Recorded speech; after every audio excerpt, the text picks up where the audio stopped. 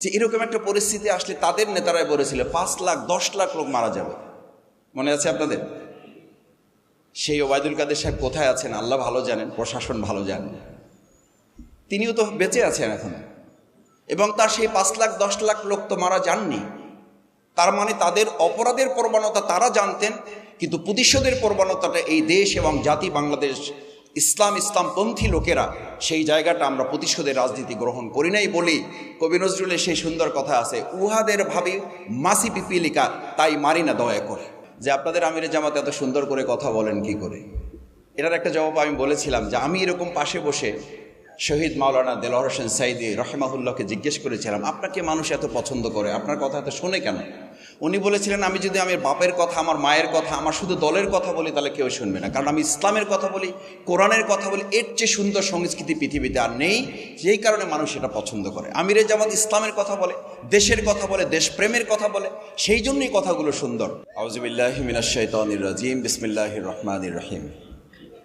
ইন্না আ'তাইনাকাল কাউসার ফাসাল্লি লিরাব্বিকা ওয়ানহার ইন্না শানিয়াকা হুয়াল আবতার। সাদাকাল্লাহুল আযীম।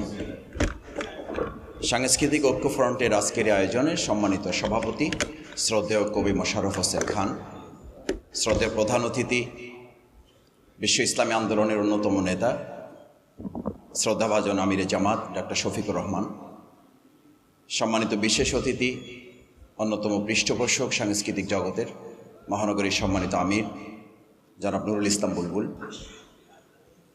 সম্মানিত কবি, লেখক এবং সাংস্কৃতিক নেতৃবৃন্দ, আমার সামনে উপস্থিত সাংস্কৃতিক অঙ্গনের বিভিন্ন গুণীজন, সম্মানিত সুধীমণ্ডলী, সাংবাদিক বন্ধুগণ, আল্লাহ শুকরিয়া আদায় করছি এবং আপনাদের প্রতি কৃতজ্ঞতা জানাচ্ছি। আপনারা বৈষম্য বিরোধী ছাত্র জনতার আন্দোলনে গুরুত্বপূর্ণ ভূমিকা রেখেছেন, আল্লাহ আপনাদের কবুল করুন।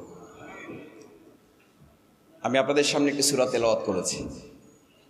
আমাদের নতুন করে অপসংস্কৃতির বিরুদ্ধে সুন্দর ইসলামী সংস্কৃতির চ্যালেঞ্জ করার কিছু নেই, এই চ্যালেঞ্জে আগেই তারা হেরে গেছে।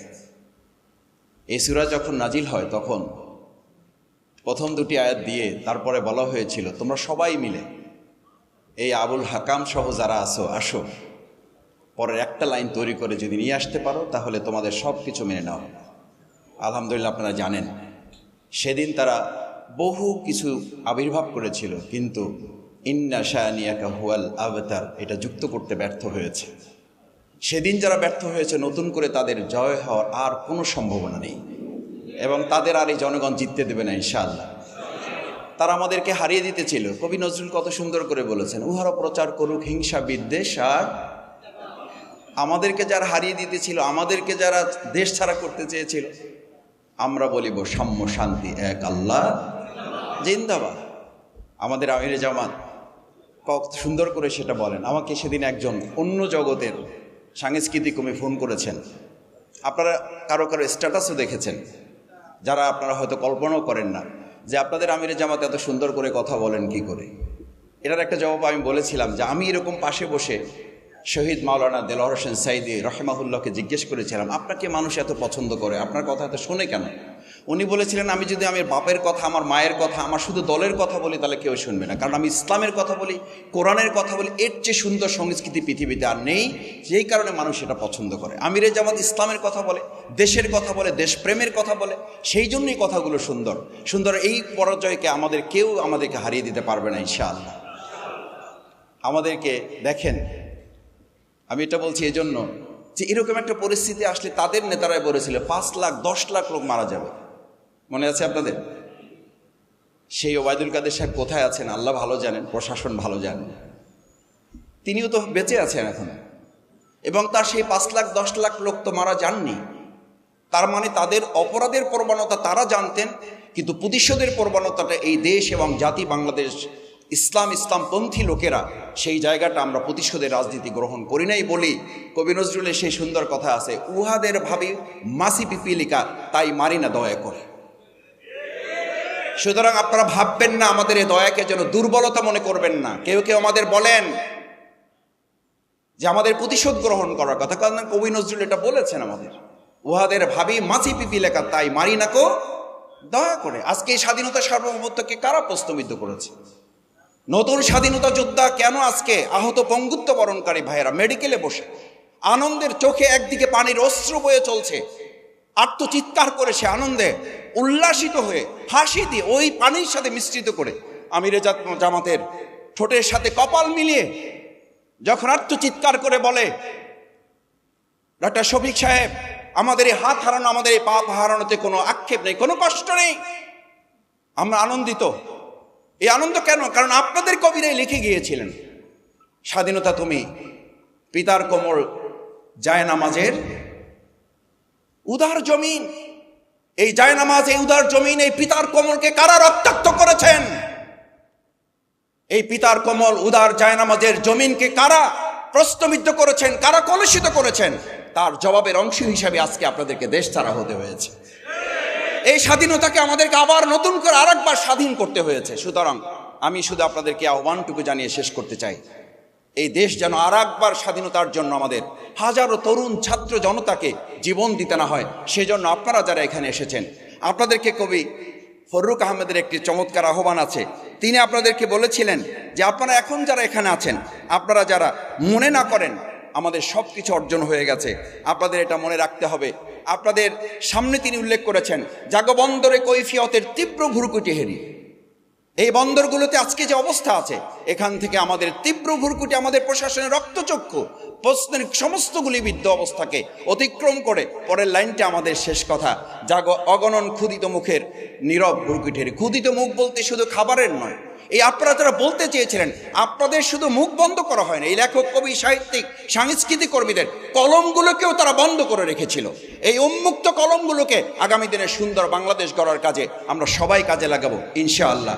আসসালামু আলাইকুম ওয়া রাহমাতুল্লাহি ওয়া বারাকাতুহু। অনেকে বলেছেন যে আমরা অনেকে লিখতে পারে না, অনেকে পারেন নাই, কিন্তু অনেকেই এমনভাবে লিখেছেন, সেই লেখাটি এমন শক্তভাবে বিধার মতো যা তাদের গোচরে আসলে শত্রুপক্ষের, অর্থাৎ যারা সুস্থ ও সুন্দর সংস্কৃতিকে বিকশিত হতে দিতে চায় না, যারা অবৈধভাবে দেশের দখলদারিত্ব রাখতে চেয়েছিল, যারা এদেশের সাংস্কৃতিক পরিমণ্ডলকে পরিবর্তন করে তারা বিজাতীয় সংস্কৃতি দিয়ে যারা এই দেশকে ঢেলে সাজানোর জন্য নিরন্তর প্রচেষ্টা চালিয়েছিল, তাদের পাল্টা জবাব আমাদের কবি, লেখক, সাহিত্যিক এবং শিল্পীরা দিয়েছেন। এটা স্বীকৃতি দিতে হবে। যারা পারেন নাই সেটি ভিন্ন জিনিস, কিন্তু অনেকেই পেরেছেন।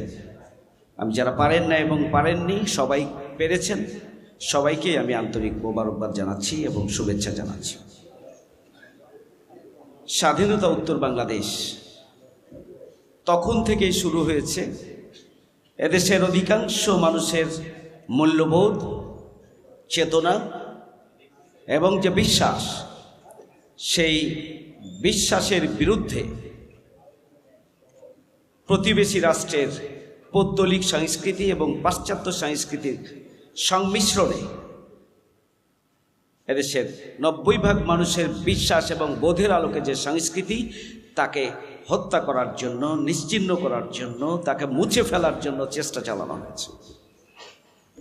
কিন্তু কবি, সাহিত্যিক, শিল্পী যারা ছিলেন, তারা স্বাধীনতা পরবর্তী বাংলাদেশের শত প্রতিকূলতার মাঝে তারা তাদের কার্যক্রম অব্যাহত রেখেছেন এবং গোটা বাংলাদেশে একটা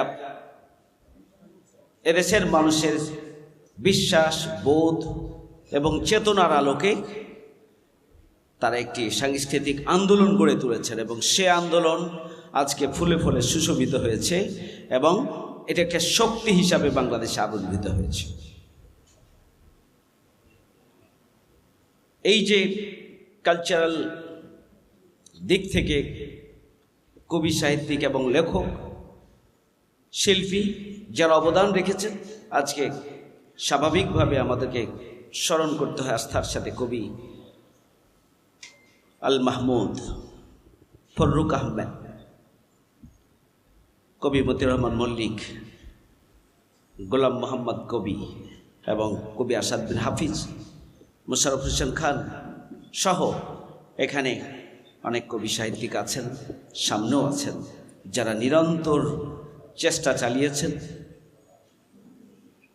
এদেশের অধিকাংশ মানুষের বিশ্বাস, চেতনা এবং মূল্যবোধের আলোকে এদেশের সংস্কৃতিকে প্রতিষ্ঠিত করার জন্য, বিশেষ করে একটা সাংস্কৃতিক সীমানা নির্ধারণ করে যে কোনো মূল্যে নিজেদের অবস্থানকে সুসংহত করার জন্য, নিজেরা যাতে বিলিয়ে না যায় সেই জন্য আপনারা চেষ্টা করেছেন, নিজেরা যাতে হারিয়ে না যায় সেই জন্য চেষ্টা করেছেন, আমাদের তরুণ প্রজন্ম যেন হারিয়ে না যায় সেই জন্য আপনারা চেষ্টা করেছেন।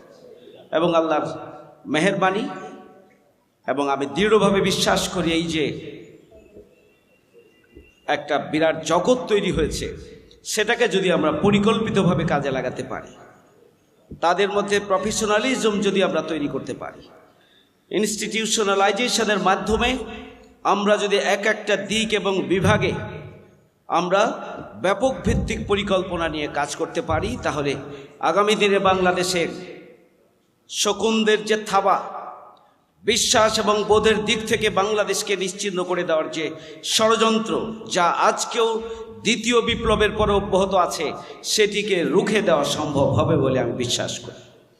সেই জন্য আজকে আমিরে জামাত আমাদের এখানে আছেন। কালচারাল অঙ্গন হচ্ছে একটা ব্যাপক এবং বিস্তৃত অঙ্গন। যে কোনো বিপ্লবের পূর্ব শর্ত হচ্ছে বিপ্লবকে সফল করার জন্য তার আগে কালচারাল, আভ্যন্তরীণভাবে সেই কালচারাল বিপ্লবটাকে মানুষের অন্তরে ধারণ এবং লালন করতে হবে, এবং সেটি হচ্ছে একটি পূর্ব শর্ত।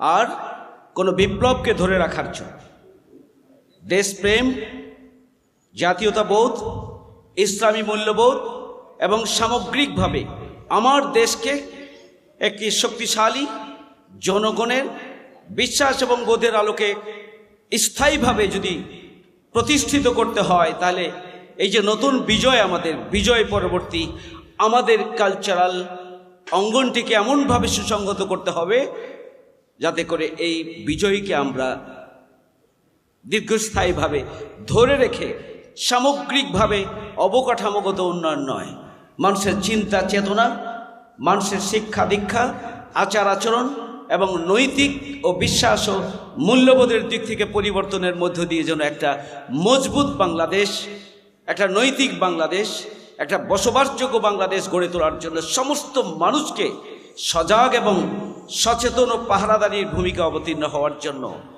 বিপ্লবোত্তর সাংস্কৃতিক বিপ্লবের স্থায়িত্বের জন্য আমাদেরকে নতুন করে পরিকল্পনা গ্রহণ করতে হবে এবং ভূমিকা পালন করতে হবে। সেই জন্য আমরা যারা চিন্তা করি, আমরা যারা কাজ করি এবং আমরা যারা পৃষ্ঠপোষকতাকারী, সকল দিক থেকেই একটি সুপরিকল্পিত সিদ্ধান্ত নিয়ে যদি আমরা অগ্রসর হই, আমরা আগামী দিনের সকল চ্যালেঞ্জকে ফেস করেই এ বাংলাদেশকে আমরা 90% মানুষের চিন্তা, মূল্যবোধ এবং চাওয়া পাওয়ার আলোকে আমরা গড়ে তুলতে পারবো ইনশাআল্লাহ, এবং কোনো শকুনের ষড়যন্ত্র এখানে সফল হবে না। সবাইকে ধন্যবাদ। আল্লাহ হাফেজ। আসসালামু আলাইকুম।